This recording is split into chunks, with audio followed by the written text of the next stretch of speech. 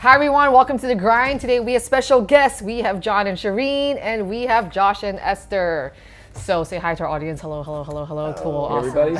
And so Josh, as we all know, leads youth and worship, and his wife Esther is involved with our women's ministry Daughters, and also helps out at youth from time to time, as well as Sherene helps out in youth. And then John does our emceeing and preaches from time to time as well. So very key members of our ISA family. So for the audience, tell us, how long have you guys been married? Not to each other, obviously, but yeah. How long have you been married?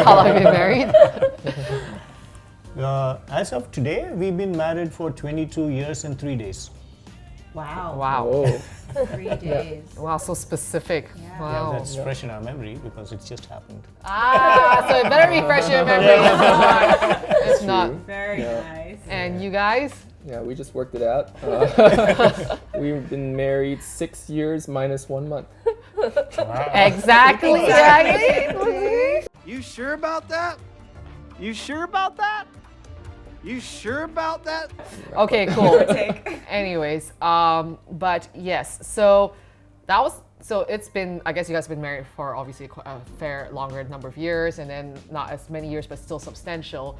But I guess, what was the main thing that you guys need to get used to when you guys start to live with each other? First of all, I just want to say it's an honor to do this with John and Sherene because they've been couple serving at River, and so we've worked together in ministry, and they're a power couple. Like, both preaching and discipling the youth and everything at youth, and of course John's not now, but he joined the barbecue this year. Yes. Still a little bit of a role to play. Just put one foot in so they can be involved with some other activities, right? But one thing we had to get used to is hairballs on the wall of the shower. It's like, what is that? What's there, a hairball? Beard hairs all over the sink. Also, wow, very hairy situation. Very situation. Very hairy situation. I see. How about you? Like, what was the main thing that you got used to? I think there wasn't anything that I can remember so vividly. I always was staying in a dorm with other people, so it was just getting used to another person in that sense. So there was nothing very difficult for me that I can remember like this.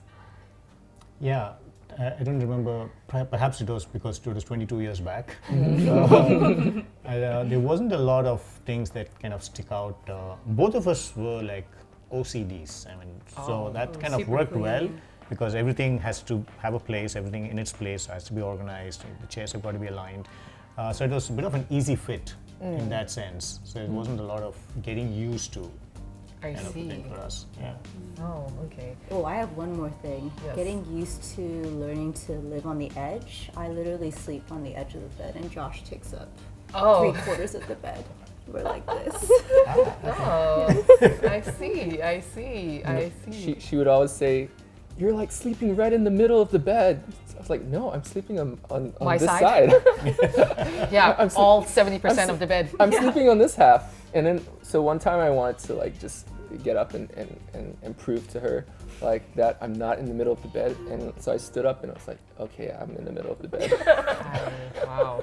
So, as you can see, I start off this conversation asking questions that stir up conflict, kind of bring back memories. Because one of the reasons why is because one of the sermon that we just heard is basically talking about handling conflict in marriages.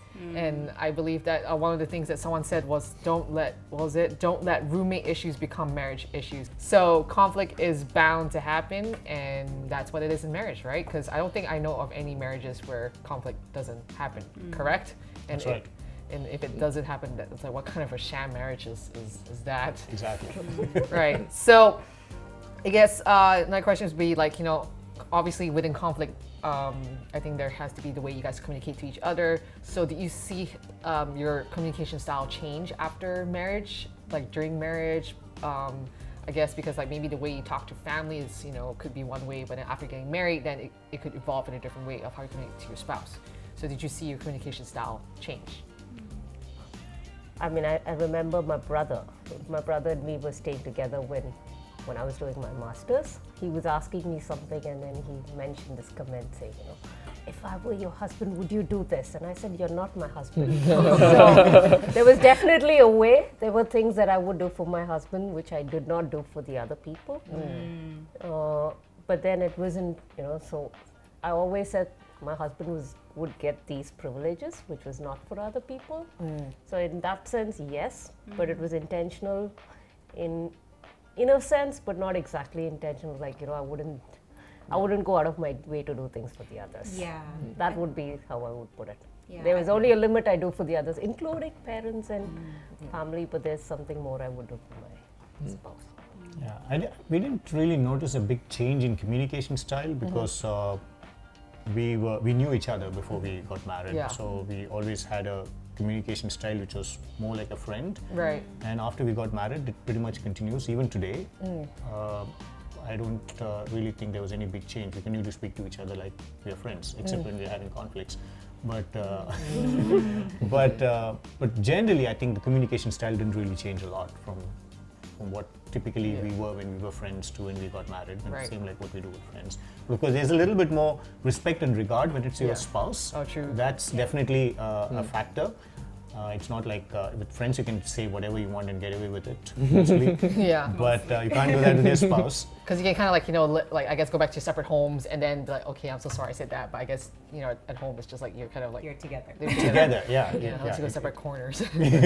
It's going to stick with you for the rest of your life. So yeah, so in that sense, yes, but not a big difference in communication style for us. Right. I think same with us, right? Yeah, maybe I think like when Sherene was sharing, I think maybe the style didn't change because we got to really know each other during like our engagement stage, and I think we were good friends before we got married. But I think for me, like maybe when we did get married, I think I became more honest, like more direct, in like actually saying, oh, this is something you like. This, when you did this, this is how it made me feel. Which was a really good thing. Yes. Which was what we were talking about. Like, oh, let's be honest. Let's talk about the issue and confront the issue. Like, between the two of us, I'm the one of like, let's talk about it now. Like, let's solve this issue now. Like, I want us to be like connected on good terms. Like, if there's anything, like, let's not wait till it gets bigger, or if there's something bothering you, I don't want it to bother you anymore. But Esther wants more time for processing. Right. And before, I think you would go to silent treatment sometimes, of like, I'm not gonna talk to you because you hurt did me. this, right? Yeah. Right. And so it was that communication of no, let's communicate it. I'd rather you yell at me. At least we can resolve it. Right. So I think it's Esther learning to share. As opposed to not saying anything. Yeah. Right. Yeah. And that's me good, right? learning to give space. So kind of like give and take sort of deal. Like I know sometimes in conflict, like things can be said in the heat of the moment, right? And I know I've been angry before and I said stuff that I regret. So, but is there truth to the statement? It's not how you, sorry, what was the statement again? It's not what you said, but how you said it. Like, how true is the statement for you guys? I think I would say that's true. Not just how you said it, but also when you said it. Yeah. Yes. When you say It's it. true. Because I think when you're in the spur of the moment, you kind of tend to let it go.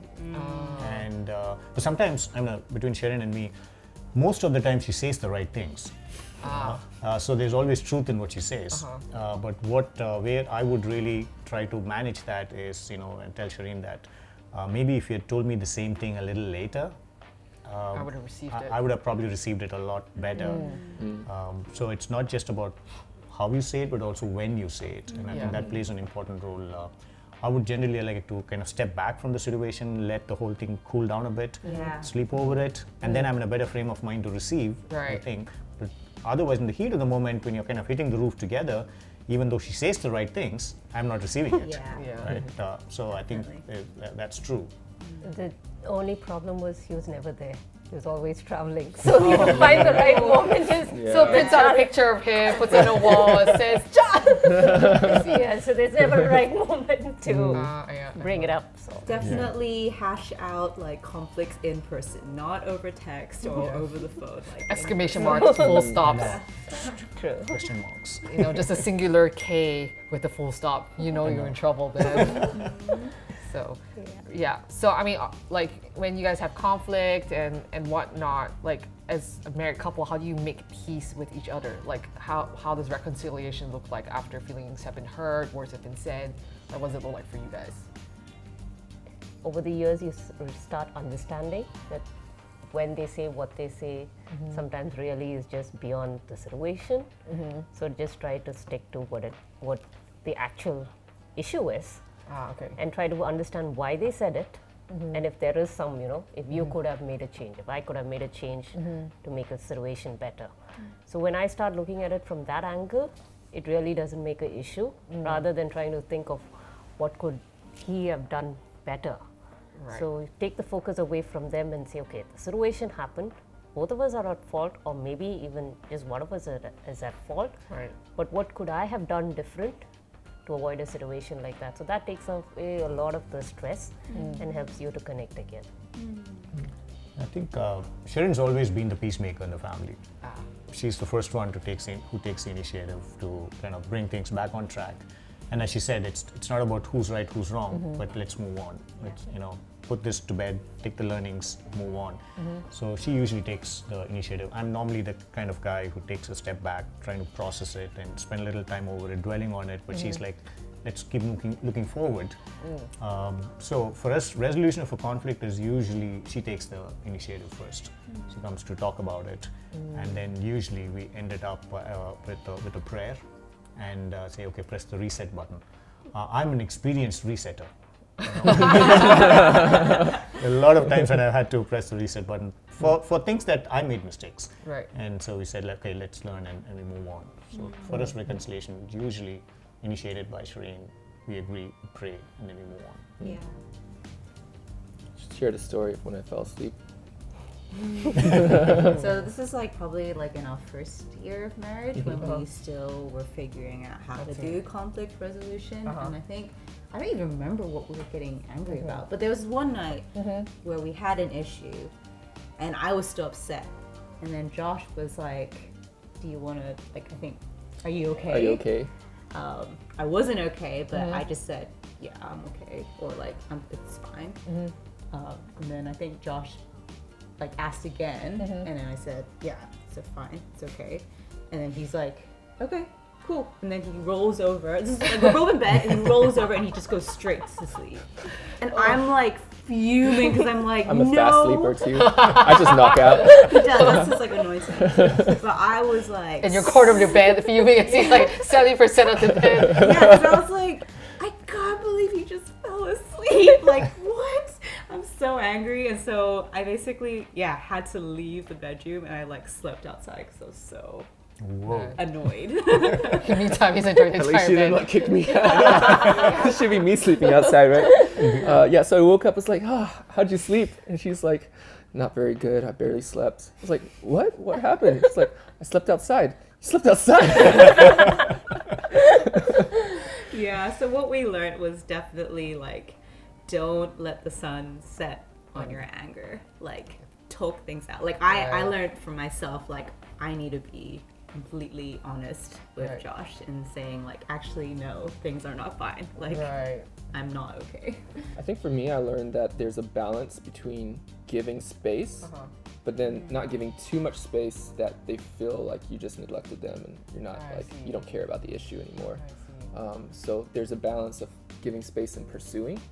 And so what I learned to do for Esther is that every, I was like, do you need space or can we talk about it? She's like, okay, I need space. And I was like, all right, then I'll come back later and be like, do you need space or should we talk about it? Can we talk about it? It's like, I still need more space. So I'll just do that a few times. Maybe I'm like, it's getting late and I want to go to bed, but I'm going to make sure that we... Do you need space? I'm going to go to bed now. It's for real, I'm going to sleep. So can I sleep? Can I? Yeah.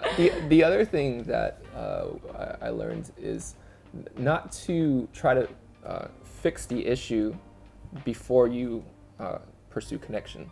So get reconnected first, because if you're not at a place of connection, anxiety's high, and if you're like, well, I felt this way when you did this, because anxiety's high, we're probably both going to be defensive. You know, we're probably gonna take it the wrong way. It's like, well, I only did that because you did that, and this is how you made me feel.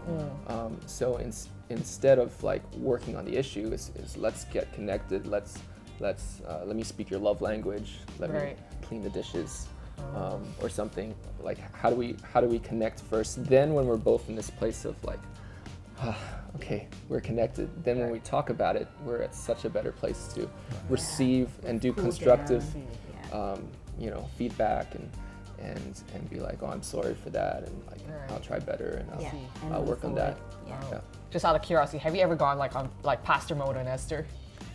Doesn't work. I like call him out on it. I'm like, I do not need Pastor Josh. I need my husband Josh. Yes, really.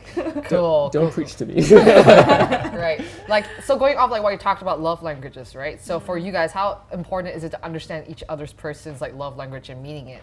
Like, for example, what if like your love language isn't your love language, like the way you show love? Like, how does that like work together?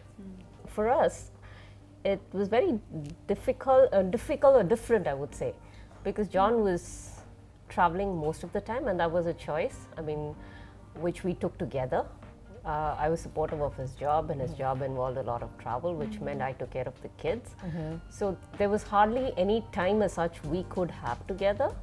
So in terms of like, there was nothing like we said, oh, this is my love language, this is your love language. But I think for the betterment of our family, we just understood each other and we went forward. And it was our situation was very unique, because not many families have a husband who travels so much, at least in our circle of friends at that time. In Hong Kong, I see that quite often. But thanks to the pandemic, in fact, the pandemic 3 years was the only time John stayed at home the longest. Wow. Never has he stayed home even for a week, in a row. In a row. So wow, it's a blessing in disguise.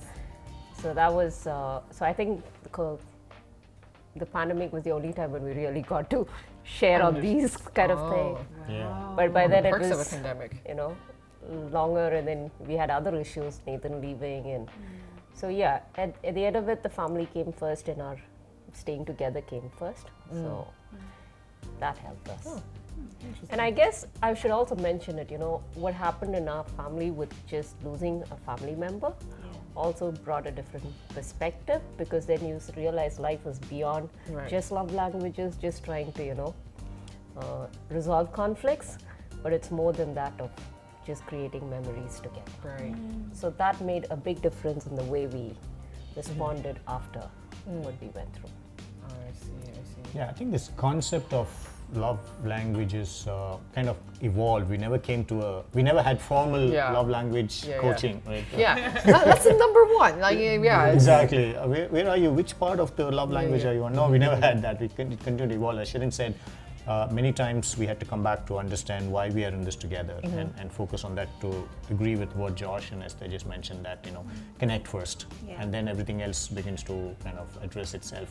So I always thought that providing materialistic support for Sherene, providing for her, making her feel like she's got everything that she needs, provide and doing all that for the family is the way for me to show love for her. But that doesn't resonate with her as much as I thought it did.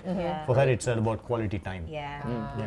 Which I realized much later. During the pandemic. Small things done, but a quality time together makes a bigger love impact on her than giving her. She doesn't say no to all the nice things. The nice things. I'm not saying no. I'm not saying. She's like, I'm not saying no. You keep that coming. But I get 0.5 marks for those kind of things. But when I spend quality time with her, that gets like a 10 out of 10. It's good. Nice.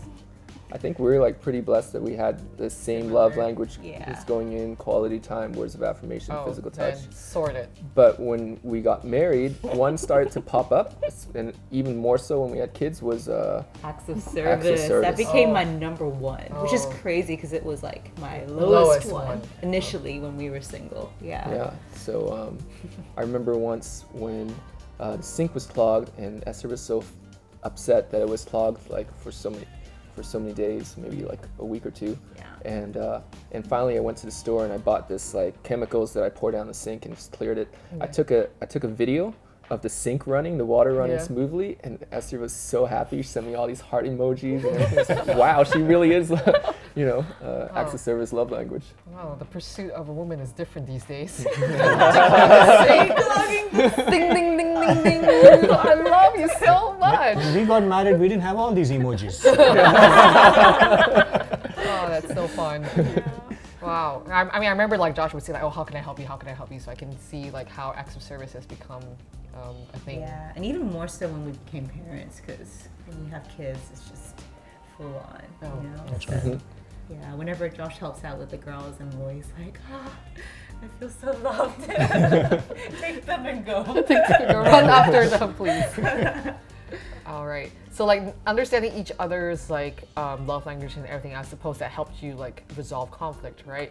So like has that been a huge conflict point in your marriage, and also like understanding each other's love languages, how did it help you overcome this conflict point?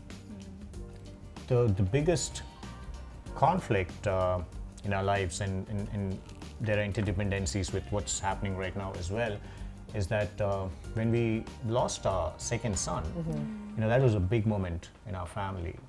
Now, both of us were obviously grieving as parents who's lost a 7-year-old son, but it took me a really long time to recognize that there are two different ways of grieving. And I'm the kind of guy who would love to talk about it, bring people into my circle of influence and, share stuff and go to social media, share about it, share pictures, keep stuff, and keep that memory alive. Sherene was equally grieving, but for her, it's all about moving forward, not looking backward. It's not that she was living in denial. It's just that for her, it was like, we have another son, let's build memories, let's keep moving forward. So she didn't want to do anything with keeping pictures. She wouldn't want to put anything on social media. She didn't want to didn't want to be dragged back into that. And so we were like completely different in the way we were processing it. There wasn't a right or wrong. Both were equally important from individual points of view. So it took a long time for me to recognize that she's also grieving and I'm also grieving, but just different ways of doing that. So until I got to that point, until Sherene was able to also recognize it from her side, it was a moment of conflict, because I was thinking that she isn't understanding me, and she was thinking that I wasn't understanding her. And we had to find our way through it and speak about it, and then came to a point where I realized that we both are processing it, but that conflict, it's a point of conflict. Right. But it had to be resolved in a manner where we had to understand what goes on behind it, and give space for each other, respect each other's sentiments and all of that. Right. So I think that was a big point of conflict. That's not too long ago. And so it's still fresh, and but we've moved a long way from where we were when we started on this journey. Yeah. And today it's a lot more of acceptance and love and respect, Right. and still grieving separately the way we are doing right now. I think maybe like one conflict that we've had recently is like, I think when we first became parents, there was a period where I think probably postpartum, after having Rayma, our first kid, there was a period where I kind of started getting a bit maybe resentful of Josh, because I felt like, oh, as a mom, I have all these responsibilities. Like, I need to take care of Rayma, and I need to like look after the house and do groceries, whatnot. And Josh, he gets to go back to work. He gets to go exercise. He gets to go do all these other things, that's unrelated to all the things that I need to do to take care of our family and run things. So I think, I think the fact that I was feeling all this and actually not communicating it to Josh, kind of built up this this anger and bitterness, and ultimately kind of made us have conflict with each other. And so I think it was hard for you too because you didn't know why you felt that way. Yeah, initially. So yeah. you also had to process it and why am I feeling what I'm feeling. Yeah. And so finally, I think when I realized what I was feeling, then I was able to like Communicate it and like be like, Now I'm ready to talk. Yeah. So I needed to definitely have some time to be like, okay, I'm feeling this way. Why am I feeling this way? And then once I understood the kind of like the root base of it, then I was able to come to Josh and be like, hey, I understand now why I've been like acting out towards you. It's because of this. Right. Yeah. Oh. and then I was like able to say, oh, I'm so sorry I made you feel this way. Let me help with the kids. Like you're not stuck with the kids all the time. What if I took, you know, a Monday with the kids, you went out with your girlfriends or just to coffee or just for yourself or to the beach or whatever you need to do to get refreshed and you know, have your own personal time. Yeah. And at first that was hard for her. Just like, no, I don't, like, I don't think you can handle the kids by yourself. So it just had to be like me convincing her, and after trying it a few times, just like, okay, I can trust you with the kids. Right. And that was really good because I think I needed to hear that from him, like to kind of hear like you have the freedom to actually pursue what you want to do. Yeah, like, yeah. It's not all on you, like to take care of the kids and the family and all that. Yeah. So it's like you guys technically understood each other's love languages without even having to say like, this is your love language, and you kind of operate that way. So that's really cool. I think many times what we've again experienced over the last 22 years is that some of the conflicts are best resolved. I mean, all of the conflicts are best resolved when you speak over it. Right. We started out our journey in marriage. Sherene is the vocalist. I mean, she speaks about it. She's a very direct person, so she talks about it. Me, I assumed that she knew what my problem was. Right? I'm like, you know, why isn't she getting it? That's what I noticed in this conversation. You two the same. You two the same. That's what I noticed. So it took a while, and then we kind of figured out, no, what she says is direct, and when I know what she's saying, and what I mean is not what she's understanding unless I say it. And the moment we realized that, then we were able to speak through issues. And then I realized that, things can actually be resolved a lot easily, relatively, if only we were able to talk about it. All right, so I think a lot of times when, I don't know how true it is for you guys, but like maybe the way we see our parents resolve conflict maybe has an effect on how we resolve conflict as well. I know I was one time joking with my, when my dad and my mom, they were fighting, I was like saying, Mom, Dad, you shouldn't fight because, that's going to set a precedence for how I'm going to, speak to my future spouse. And then they'll, they were changed with silence and like this, smart kid. So, so for you guys, like, did that actually have an impact on you, the way your parents resolved conflict and in what way? I think just to see that there's life beyond conflicts. That's what parents teach us, and that I helped. They have this misunderstanding. They have these points of issue where they don't see eye to eye, but they're still having a life together. I think that's what I learned from parents in resolving conflicts. And sometimes the conflicts don't get resolved, and it's okay. It's not about, you have to find, there should be a logical conclusion, or we need to agree. You still can have fun in life without your conflict being resolved. That's what I learned. Yeah, I think looking at our parents, my mom and dad completed 52 years of staying married just recently, and I grew up with a lot of conflict between them because we don't come from a very rich background. And finance is always a very, very tricky thing in the family, and when we don't have a lot of it, it does lead to a lot of conflicts. And I've seen my mom and dad work their way through it. But the one thing that stays right on top of my mind, as Sherene mentioned, is also they never gave up on each other. They understood the why behind the what, and they decided to stay committed to each other. And today, they're still alive by God's grace, been married for 52 years. So that's 52 years of conflict that I've seen through various ups and downs of their life. And they never gave up on each other. So I think that's the biggest lesson for me that I've taken from my parents. That's good. Well, I think people who know my parents well will know that conflict is not, unusual. And I think what I learned was, I mean, I think everybody learns parenting and how to be a husband and wife, like marriage, from their parents. So you pick up the tools, you pick out the good things, and you adjust as you learn, you know, new tools, better tools. I think I learned to be more empathetic because my parents were, you know, it's a cross-cultural marriage, so a lot of the communication styles and what they mean often just went this way. It's like they, you know, say one thing and hear a different thing, just cultural things, and so I think I learned to be more empathetic because I saw, oh, this parent is saying this because they felt this way, and this parent's saying this because they felt this way, and just seeing that as a third-person point of view. Yeah. I also think you just learn some things and say, okay, I think I won't do what they're doing right now. Yeah. There are points that way too. Yeah. Yes. But sometimes though, like when people don't want to be their parent, they tend to manifest that as well. That's true. So, That's right.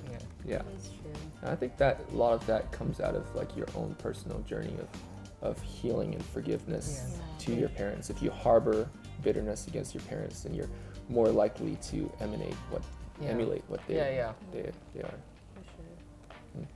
I think like what Sherene and John was saying, I think like it's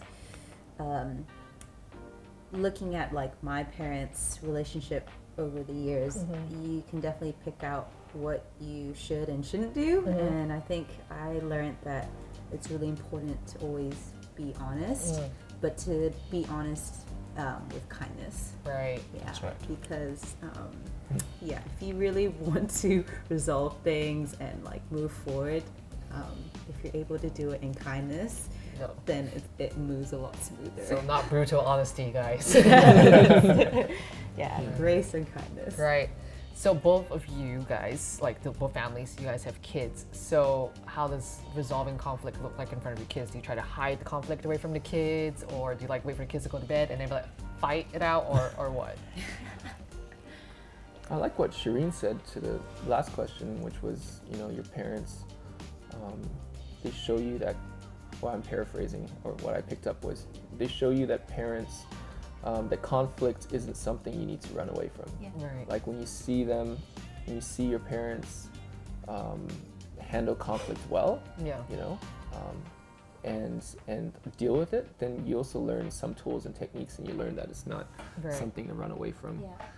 Of course, saying that, we don't, you know, share all our conflicts with our kids. Our kids are almost 4 and 2. Like, so have they seen you guys fight? Actually, I think they've definitely seen us like have moments of tension for sure. Yeah. And I think we show it like if I'm angry, then I'm like I'm angry right now. Yeah. But it's okay, and we will work through whatever we need to work through later. I think it's good for them to see us apologize to each other, you know, that's really and reconnect. But yeah, at this age, I don't know. We probably deal with most conflicts after they're in bed. go to bed now. Go to bed. Go to bed. I think for me especially, I think I'll be the only girl Nathan knows before, you know, he gets married. And so I'm very conscious that he needs to understand girls are different from guys. And you know, so the needs of a girl are different. So in that sense, I kind of have conversations with him saying, you know, it's okay, but these are things you need to do. This is how you'll need to do it with your wife. You're like this, but a girl cannot, you know, will not just follow you because you think it's fine. So I'm intentional in sharing from a girl's point of view that this is how girls feel, and it's okay. Right. It's not about okay. I think what is important is what you're trying to share from the conflict. I make sure that when I share, I'm not sharing hatred towards my husband, which is who happens to be his father. Because that's when I think sharing conflict with kids become a difficult, you know, wrong in my sense. Because at the end of the day, you don't want the kid to choose between you one and parent or the the other. other. 'cause Yeah. that's You don't difficult. want them to take sides. Yeah. So, Yeah. so the idea behind sharing the conflict is to understand and move forward in life and say that everybody's different Yeah. and still make sure that they love the other parent Yeah. rather than trying to say, oh, this, Yeah. your dad is bad, or Yeah, my mom. that's not where you're coming from. 'Cause you have an older kid, like Yes. a college student, so I think him processing conflict as opposed to young toddlers Yeah. is going to be very That's different. Yeah. And there's something you just can't hide. Yes. They know, they've been with They're you, there. Yeah. they've been with you. They know when you're up, when you're down, and it's right from when they were small. I still, like Esther mentioned, there are times I've told the guys, these are times Mama is, unhappy or I'm angry. Don't come near me. Just stay away from me. I need my time. And that message is for the husband too. No, you're not there most of the time. At that age, he was not there, so I was sounds like dealing with it alone. Sounds like she's bringing up something, So they would know when I'm angry, and they wouldn't stay away. But Give you space. Yeah. Yeah. kind of. Yeah, I think we've kind of been intentional about not resolving a conflict in front of the kids. Yeah. We've kept that away from them to the best of my knowledge. But what we've done is that now with Nathan at the age that he is, he's going to be 20. But over the last few years, whenever we've had conflicts between the two of us, we've had conversations with Nathan to let him know, hey, these are points where mom and dad have a disagreement, but this is how we've resolved and this is how we decided to move forward. Right. And it's not always about agreeing and aligning, but we've agreed on what should be our next steps. Right. But we want him to know that his mom and dad are also real and authentic. They do have problems, they do Yeah. have conflicts. Not perfect. Not yeah. perfect, yeah. Because he doesn't really see us, having or sparring at each other. Yeah. But we want him to know. So there are certain things that we've shared with him. Yeah. Tell him this is what it is, and this is how we've decided to move forward, and things like that. And most often we have that conversation together, so that he's fully aware of what's being shared with him. Awesome. Well, this has been quite an insightful conversation. Just really love hearing how you guys process conflict differently, and definitely can see, the different personalities at play. And like at the end of the conversation, you two are the same, and you two are the same. Whatever. It's really cool. There's a reason why God put opposite poles together. Yes. And I think definitely I've also learned as well just different ways of handling conflict and understanding each other. And I think the most important at the end of the day is to, I guess, value each other first and give each other space and understanding where each other's coming from.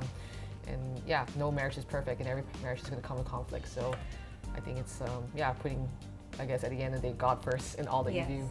That's and right. then, And one of the lessons that I've learned as a key takeaway through all this conflict resolution is that, there's several lessons that I've learned, but a couple of things that stick top of my head is that address the problem and not the person, right? Get to the core issue and address that. And secondly, to agree with what Sherene mentioned a little while ago, is that protecting the relationship is more important than proving right or wrong. Yeah. Right? You don't always have to say who's right and who's wrong. Sometimes you just need to kind of move on. Because that keeping that covenant is more important. And to Josh's point, as you guys have also been demonstrating, get connected first. Yeah. That's the most important thing, and then everything begins to fall in place. It's not going to be easy, but it definitely makes the whole process more effective.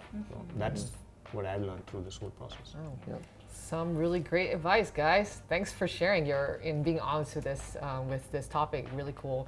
And so hopefully this has been also a really enriching conversation for you guys. And this is all the time that we have for today. And thank you all for joining us on the grind. And thank you all for joining us for part of this conversation. And we'll catch you at the next grind. Bye. Bye-bye. Bye.